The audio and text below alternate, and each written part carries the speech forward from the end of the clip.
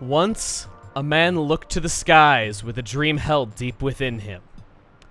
A shooting star passed by soon afterward, and the man wished with all of his heart that his greatest dream become a reality. That is what was allowed to transpire here today. And now that man says to you, welcome to Cheeseland! We have many great attractions! In addition to all this cheese that shall consume all, we have this giant wedge of cheese that you can ride as a ramp. People will pay big bucks to visit this place. I'll be rich, I say. Hey everybody, it's Chugga Conroy. Welcome back to more Splatoon. Last time, we lived out the dreams of many 80s children by killing people with the Nintendo Zapper. This time, you can see I had far too much time on my hands since we last met up, and yeah, this is what everything has become with my boredom the way it is. Well, there is a strange, uncheesable place beyond this kettle, so let's do it. Go into Gusher Gauntlet, take to the skies. Also, you can see that I missed a spot. How unfortunate that I chose to enter this level of all of them. And this place. Shoot a Gusher to make it burst skyward. So satisfying. We shoot this with one bullet, and boom! Just everything goes up in smoke in the shape of a mushroom cloud. Instantly kills any enemies in its path, any enemies nearby. Like he says, it is oh so satisfying. Sink me! You're surrounded! You're a little too slow on the uptick. If by surrounded you mean far to the side, behind a Gusher, safely attacking the enemies, yeah. You can use these as shields from enemy attacks. Your ink will neutralize theirs if it's in a Gusher. Very nice. We're gonna go onward, and we have a new enemy, Octostamps. These are miniature versions of the boss that we fought back in World 1. Very basic, you just wait for them to stomp down, they'll make a stamp of ink, and you shoot them in the back while they are down. Very, very easy. They even have a tentacle on their back like that guy did. Try activating Gusher if you're already aboard. We can do that, hiding in this Gusher and then just using it to attack enemies. And if enemies happen to have shields, doesn't matter. We attack them from underneath. Oh, whoa, no. Oh gosh, I almost missed that jump. That would have been bad right after I was just acting like I was hot stuff. I just suddenly missed out of nowhere. Let's go on this. You know, I'm well overdue for complimenting these things though, but ink rails are cool. They really are. You can change direction on them, and the idea of becoming the grind rail by just absorbing yourself into it, having it made a liquid, it's just a neat idea, and I'm kind of sad that you don't see it in any sort of versus stage. I'm sure there were logistical issues with what you would do if multiple people were shooting at it or if somebody shot at the contact point while you went into it, but in fact, that's probably why it didn't happen though, but it still would have been nice. They're a cool feature that I just don't see talked about much, and they're one of my favorite things in Splatoon. Let's go in here. And we have a bit of a ford a la Camp Triggerfish ahead of us. We have many different pathways we can go to, and of course, me being the collectible stickler that I am, I gotta try all the combinations and permutations until I am sure there is nothing left to collect. That was a dead end. Let's go on this one, blow him up. Getting a lot of eggs here. Actually, shoot, I had far more than enough eggs to upgrade my gun. I'll definitely do that after this, though, but I should have done it to begin with. There is our sunken scroll. And that should logically mean that, yes, I'm remembering the correct path right, and this should be it. Did all the other pathways before it. I was very efficient, very ink-efficient, if you will, and there is our Zapfish. That was a fun one. Gushers are awesome, ink rails are awesome, Octostamps are less than awesome, but hey, 2 out of 3 is better than I did in school, let's be honest. And easy come, easy go. My cheese is all evaporated. This scroll was found in a deep rock layer, its age estimated at approximately 2,000 years. It details the ancient turf war at the time. It seems the basic 4 versus 4 battle format had already been established at this stage. Some nice art, very Egyptian looking, of course. The ancient hieroglyphs are FZ Phi. I'm just gonna stop embarrassing myself now. Well, that's that. That took care of everything there. Let's upgrade our gun before we forget anything else. We have 800 power eggs. Let's do that. Increase our fire rate to 1.2 times. Yes, please. Could upgrade my ink tank as well. It's 1,000 for the next upgrade. Oh boy, what do I do? I think I will hold off. I think I will keep saving up. My ink tank's doing pretty well. I haven't yet felt like I didn't have enough ink for anything yet. I'll save it for then. That is all for our time in Octo Valley. So, how about we have, once again, colorful diarrhea away. Should not have eaten that much cheese. And let's go in to Inkopolis Plaza. Jetty, buddy! Muddy paws, I don't know. Meow. Press R to use your sub-weapon in battle.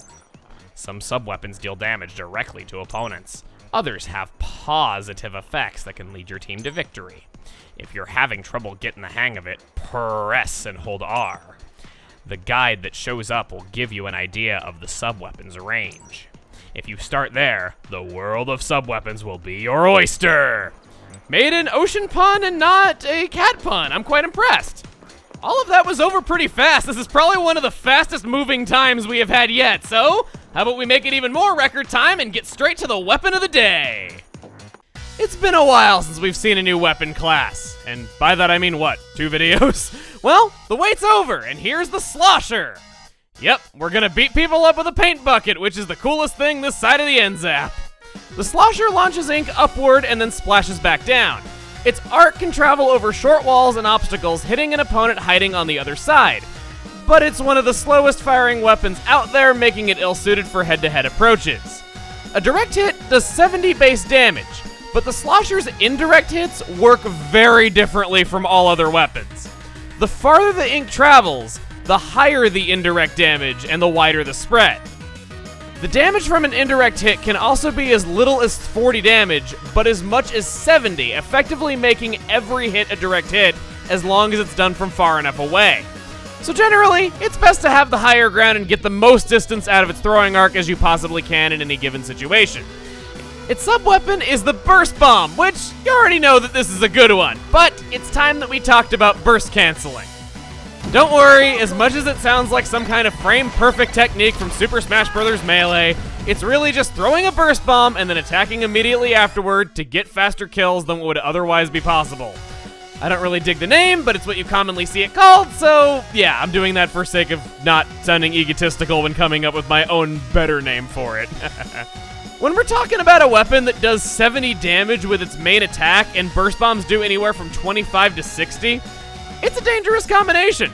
Remember that damage up helps both your bombs and your main attack, so try out different equipment, try to bridge the gap so that even indirect hits will still be a 2-hit kill.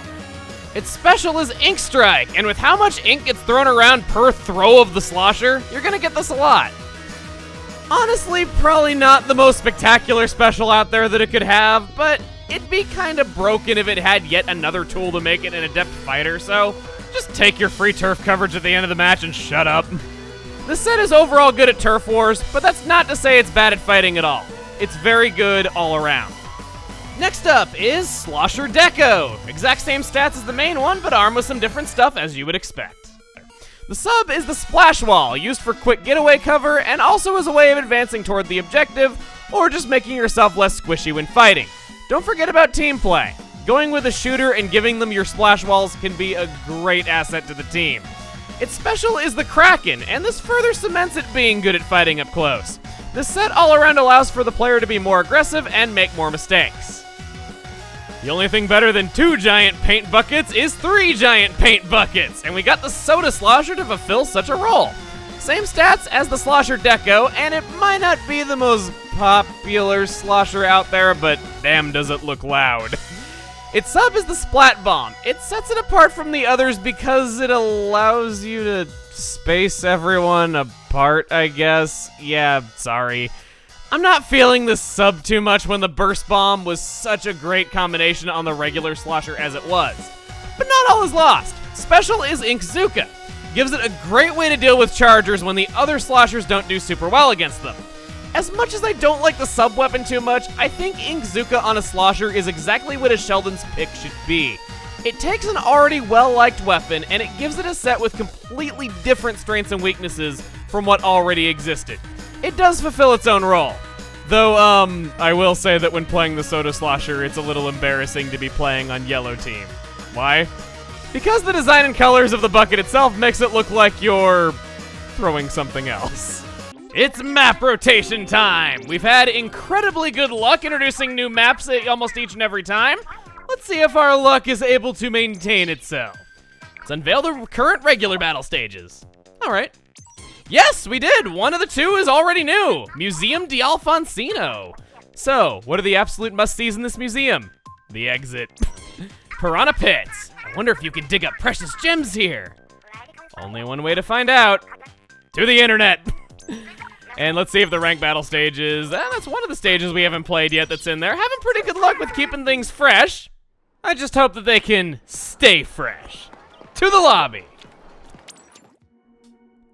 A weapons grade bucket. Description of the year, ladies and gentlemen. I don't think anything will ever top that, even with how ridiculous and bonkers Splatoon can get.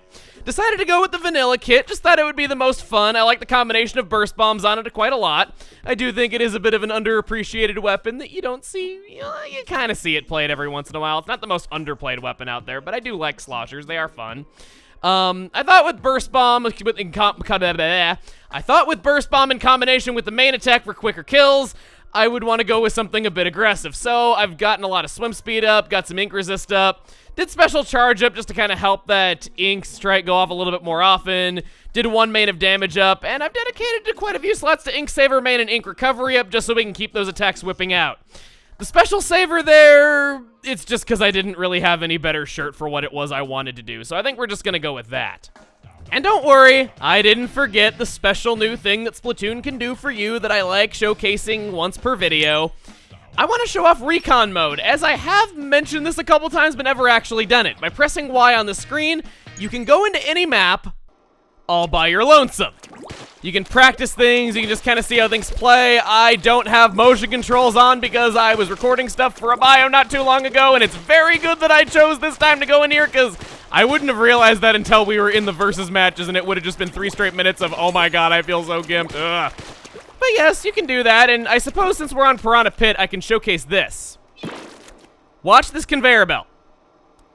The ink loops back around immediately. When you paint a conveyor belt, it will paint the exact same corresponding place on the opposite side. So, I was wrong. It's not luck-based which side is face up at the end of a match determining what points are awarded at all. I'd heard that before, and I always just kind of assumed that to be the case, but you guys corrected me on it, and I thank you for that. So, good time to show that off. Good stage rotation with doing this. I always recommend going into recon if you don't know the maps too well. Can never hurt you, can only ever help you. Maybe you'll even discover some new places in maps that you've played before several times. Especially great if you want to be a sniper, because it shows you exactly which shots are possible and which ones are not without you having to risk your bacon out there on the battlefield. Always just excellent for testing the capabilities of weapons, learning where you can and can't go in fights. All around, great side mode. Now let's get going and do some turf wars! Are we gonna get the new map first thing, or is it gonna be saved for later? I can barely contain my excitement. I have a very, very sad existence. Hey, it's the new one! Our team is looking like... Oh, I likey. I very likey. Ooh, I very, very likey. They got mostly short-range stuff. Guys. Come on, not now. Come on. We got a fight to do. Don't do this to me now. Don't be AFK when I am trying to do this. I guess AFG away from game. Never mind. Don't lose hope now. Jeez. Oh, this is bad. This is very, very bad. Okay. Need to destroy that. No questions asked there. I don't think anyone super jumped to it while it's still up. Let's do what I said I was going to. Let's be mean.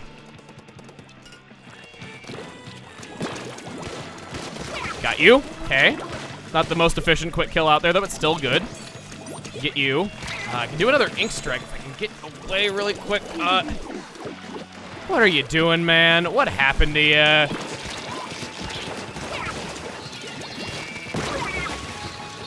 Add insult to injury by them getting a double kill. We didn't stand a chance. Great first time on this map. Guess who's switching rooms? 8 new people? Let us hope that they are better than that bunch of jokers that we got paired up with last time. Are we still gonna get to play the new map? Yes, we are! Museum di Alfonsino. I love saying this map's name. It's just so fun. Museum di Alfonsino. I know Alfonsino is the name of a fish, but it just sounds like a... Oh! It might sound erg. I've never actually tasted one, but...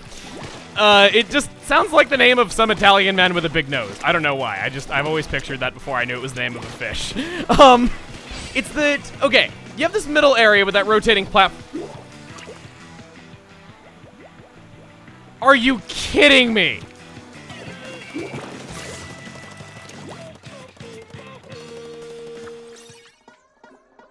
Third time's a charm. Please. Getting a third attempt all the same. Our team. Their team. I'm not worried too much. We got a lot of variety on both sides. I think it's just gonna be a fun time all the way around. And besides, speaking of fun times, if there is any bright side that I can find in all of my connection issues and, well, other people issues, to be honest, it's that I have yet another opportunity to say the name I love so much, Museum di Alfonsino. Trying to be aggressive on them, kind of back up this guy. Trying to, oh boy, yes, cancel your special, I am going to get the hell out of dodge, because I am so dead, and I could not take on a 2v1 in this situation. Let's get over here, just want to use my special. I'm gonna do this real quick. Gonna do this in the center. This is one of the absolute best maps for using an Ink Strike. Because there is turf to cover above and below these rotating platforms, and the fact that they're rotating while the Ink Strike is going off means that you're gonna cover just so much turf. On top of that, Museum di Alfonsino's size, Ink Strikes are not just one consistent size. They do scale to the size of the map, not perfectly, some maps are better than others. But here, even though the size of the map and the scale isn't the best of any map by any means, using it on the center of those rotating platforms is the best that an Ink Strike can possibly be on any map. There, you can saw that. I can at least be glad that the enemy team doesn't have an E-Leader on their side. E-Leaders on this map are scary. Where I'm standing right now, you can shoot someone from the opposite side of the map standing in the same place. It's disgusting, it really is. Standing up there, you can do that too. It's just, it's really, really mean. E-Leaders on this map are, they're really bad. And on top of that, you have limited options on getting into the enemy's base because you gotta use the moving platforms to do it. It's just all around really tough. Bad time for the camera to screw up, bad time. You are already damaged. Oh god, no. That was stellar, just how many times I managed to miss with that attack. At least he got what he had coming to him, and he barely got to use his Inkzuka at all, so no harm done, but still. Let's be aggressive, though. We got him pushed back to their side. We got to keep them pushed back. We can't let their sniper make lines of ink in the center. We can't let them get a lot of kills. We got to keep doing this.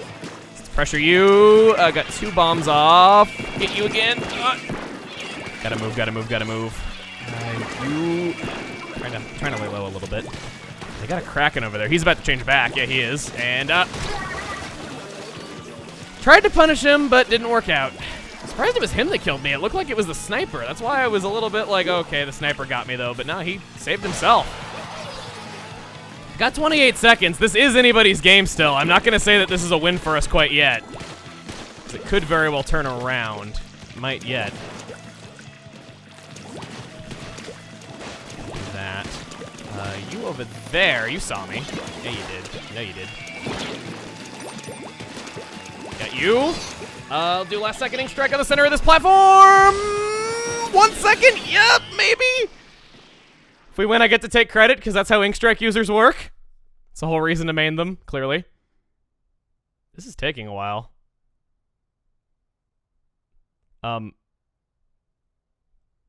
Judd, did you take a nap? Judd was eating a sandwich. Yes! What? Oh, I will gladly take credit for that win. Holy crap! All right, the fact that we got to have something like that, maybe it was justified that we had all those people that were away from gamepad when we were trying to play. Oh, gosh. Glad we're getting to see this, though. Just the victory animation of spinning the bucket on your finger like a basketball. So much better than all those other boring victory animations. It's great. Piranha Pit was the very next game. That makes me a very happy squiddy. As much as I like this game, I kind of was ready to move on to another map after all those bad experiences on Museum di Alfonsino. Had to get the name in there one more time for good measure. I think our team's looking pretty solid. I'm a slosher, they're a slosher deco. Got a sniper on our side, which is good always. Good backbone to any team. They got mostly short-range stuff. Saw a Rapid Blaster in there. I'm pretty content with fighting all those things. Say that when the Rapid Blaster almost gets a kill on me right as I'm listing him. There we go. Oh boy. Oh, you weren't the Rapid Blaster. I saw red and I just thought it was, but no, they just are on the pink team and they have a Luna Blaster. Yeah, I'll give you a booyah for that. We went down together. You understand my pain. I can relate to you, buddy.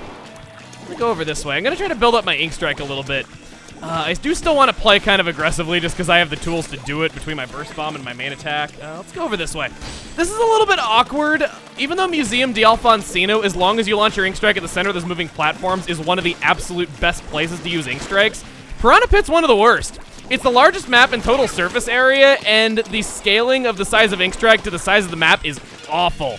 It's something like, I think it's like 2.5% of the map gets covered when you use an Ink Strike, when it's generally around 4% to 8% on a lot of other maps. It's really bad. It's just, I think it is by far the worst. I think the second worst is something like 3.5%. It's really weird that this one map is just particularly awful for Ink Strikes, but hey, I guess just the way it is. You can kindly die, sir, or you can live too. That's okay as well. That seems to be happening to me a lot. And you have an Ink Strike that you got off when I was about to get mine in just a moment had I not died. That's happening. That's cool. It's cool if you want to do that. I won't feel left out or anything. Oh boy, that's, I wish I could pressure you so much, but I can't. You go. Pressuring him at least. You are already dead, so I can't do anything to you. Got this, I'll use this from behind the splash wall. We're holding up. We're holding up. I'm not holding up, but we are.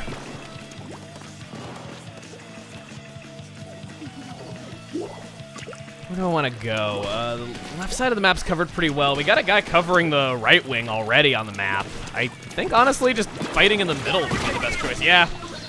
Trade kills. I guess it's at least better than dying. Man, that is a good Seeker user. I like Seekers a lot, though, and I can always respect somebody who can use Seekers very well, so seeing something like that does kind of warm my heart a little bit, even if my heart stopped beating as a direct result of their actions that I am proud of. Oh boy. Saying oh boy a lot. Ink Strike came at a really good time for, oh, I thought for sure he was going to take advantage of that to advance on us, but he retreated and used his bubbler. Strange. Just going to try to keep you guys at bay. Keep this up. Keep it up. Keep it up. Don't paint the ground with my squid guts. 4, 3, 2. I think we might have lost that. The look on that guy, like the way his head's tilted just looks funny. It's like he's like staring down at me just being like, are you okay? I didn't mean to seriously hurt you, even though I totally did. I can live with that. Having a clutch victory by 0.1% right after using an Ink Strike, that's about the best kind of victory there is, because you know what makes the people on the other end just so angry, so they get to have their revenge on us with a crushing defeat. It's only fair, except for Silvers, who was on their team last game, on our team this game, so he just gets to weep in his own tears. How sad for him. Anyway, yeah, I'd say we're pretty good. Let's go talk to Judd, see what he has to tell us. My vibe is toasty. Don't remind me. I have a very awkward story about it. Meow. If you get enemy ink stuck to your body, your opponents will be able to track you on their gamepad maps. Enemy ink sticks to you if you tread in it or get shot, so stay clean. Judd, I like you. I like fat cats, but I gotta disagree with that advice in a game that is all about making a mess. Let's be honest, nobody likes to be clean in Inkopolis. Come on, you should know that better than anyone else, Mr. I lick my butt every day. All right. Well, we beat people up with a paint bucket, and then we didn't beat people up with a paint bucket. We broke even. At least we made the whole world cheese and got to enjoy my dream every night. Next time on Splatoon, we are going to be no longer beating people up with a bucket, but instead using the cleaning supplies. See you guys then.